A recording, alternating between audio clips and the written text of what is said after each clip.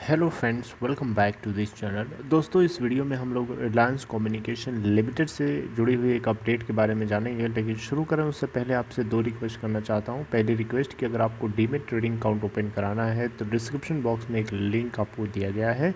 Link को click करके आप चाहें तो अप स्टॉक में अकाउंट ओपन करा सकते हैं। दूसरी रिक्वेस्ट ये है कि अगर आप इस चैनल को फाइनेंस मार्केट को फर्स्ट टाइम देख रहे हैं तो सब्सक्राइब कर लीजिए और बेल आइकन को ज़रूर से हिट करिएगा ताकि आपको किसी भी वीडियो की नोटिफिकेशन मिस ना हो। दोस्तों, अभी हुआ क्या है रिलायंस कम्युनिकेशन लिमिटेड में, उससे पहले आपको बताना चाहूँगा कल 13 जुलाई 2021 को इसके अंदर हमें अपर सर्किट लगता हुआ दिखाई दिया था। आज की क्या सिचुएशन है आप खुद देख सकते हैं। ये जो मैं आपसे बातचीत कर रहा हूँ ये 13 जुलाई 2021 के मार्केट के बाद की बातचीत है।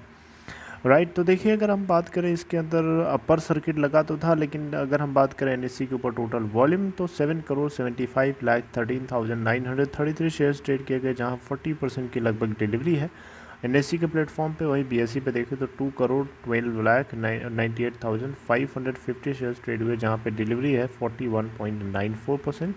मार्केट कैप है 967.94 करोड़ रुपए।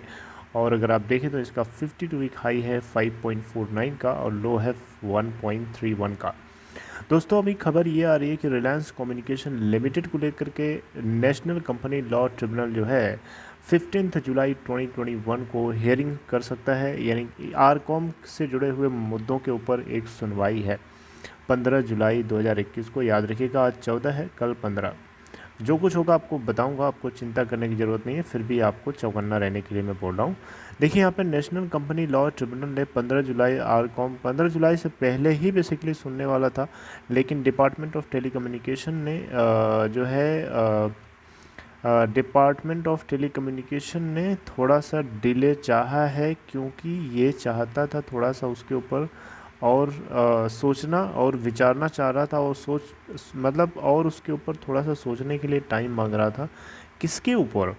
दोस्तों, डेलॉइट ने अभी हाल ही में एक एफिडेविट के जरिए जो है डॉट से कोशिश करी थी इस बात को मेक श्योर करने की कि इसके लाइसेंस को रिन्यू किया जाए, यानी उसको कैंसिल ना किया जाए, और जिसके चलते डॉट को थोड़ा सा टाइम चाहिए, इसीलिए यहाँ पे इस केस को 15 जुलाई तक पोस्टपोन कर दिया गया है। यानी 15 जुलाई यानी कल इसके ऊपर नेशनल कंपनी लॉ ट्रिब्यूनल अपना जजमेंट सुनाएगा।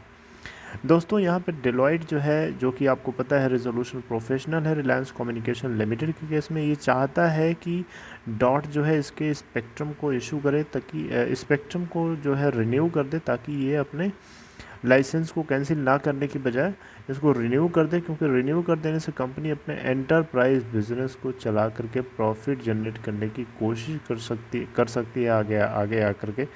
ऑन द कॉन्ट्ररी अगर हम देखें, यानी रिलायंस कम्युनिकेशन लिमिटेड के इस स्पेक्ट्रम के लाइसेंस को अगर डॉट रद्द कर देता है तो उसका कॉन्सिक्वेंस क्या होगा? उसका कॉन्सिक्वेंस ये होगा कि कंपनी के पास कुछ भी ऐसा नहीं बचेगा जो बेच सकती है, यानी लेंडर्स को कुछ नहीं मिलने वाला है, किसी को कुछ मिलेगा नहीं, और इसका सीधा सीधा सोल्यूशन होगा कंपनी को लिक्विडेट कराना, और जिसको लेकर के बहुत लोग डरे हुए हैं। और इसी के चलते नेशनल कंपनी लॉ ट्रिब्यूनल अपना जजमेंट 15 जुलाई को हो सकता है इसके ऊपर पास ऑन कर दे। 27 जुलाई 2021 को आरकॉम के लाइसेंस की एक्सपायरी डेट है, यानी इस दिन इसका लाइसेंस जो है एक्सपायर कर जाएगा, जिसको रिन्यू कराने की बात चल रही है।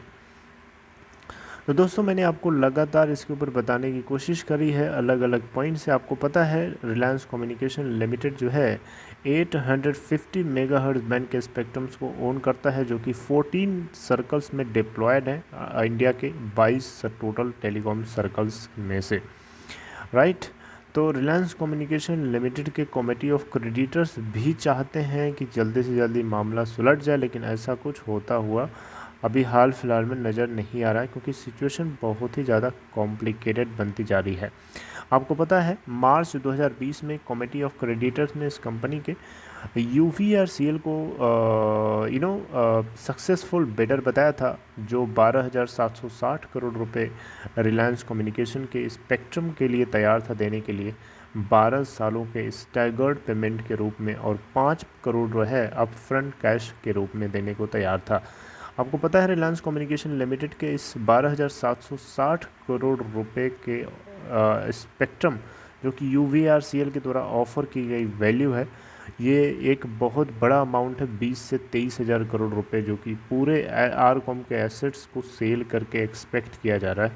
और इसकी 2 यूनिट्स भी इसमें शामिल है, यानी रिलायंस टेलीकॉम और रिलायंस इंफ्राटेल। रिलायंस इंफ्राटेल को लेकर के रिलायंस जियो के लिए नेशनल कंपनी लॉ ट्रिब्यूनल ने ऑलरेडी अप्रूवल दे दिया है, लेकिन रिलायंस टेलीकॉम लिमिटेड और रिलायंस कम्युनिकेशन लिमिटेड के लिए कोई अप्रूवल पास ऑन नहीं हो पाया है अभी तक। लेंडर्स आपको पता है आरकॉम के जो हैं टोटल क्लेम करते हैं कि इनके पास 57,000 करोड़ रुपए का टोटल डेट है, यानी कंपनी आरकॉम जो है 57,000 करोड़ रुपए का टोटल डेट बर्डन कैरी कर रही है अपने साथ में, जिसमें ऑपरेशनल क्रेडिटर्स भी शामिल हैं और फाइनेंशियल क्रेडिटर्स भी शामिल हैं। राइट, तो बहरहाल ये सारी बातें आपको अच्छे से पता है। अब देखते हैं कल 15 जुलाई 2021 को क्या सिचुएशन इमर्ज होती है। जो कुछ होगा आपको बताने की पूरी कोशिश रहेगी। इस वीडियो के अंदर इतना ही। आई होप कि मैंने सारे पॉइंट्स कवर किए और आपने पूरे पॉइंट्स को समझ लिया होगा। Right, if you like this content please give a big thumbs up. और आपसे बातचीत तो कंटिन्यू रहेगी। मैं उसके लिए माफ़ी चाहूँगा कि लास्ट के 2 दिन में आपसे कंटिन्यूटी मेंटेन नहीं कर पाया। I am really sorry for that friends. Okay, so take care of yourself, stay motivated.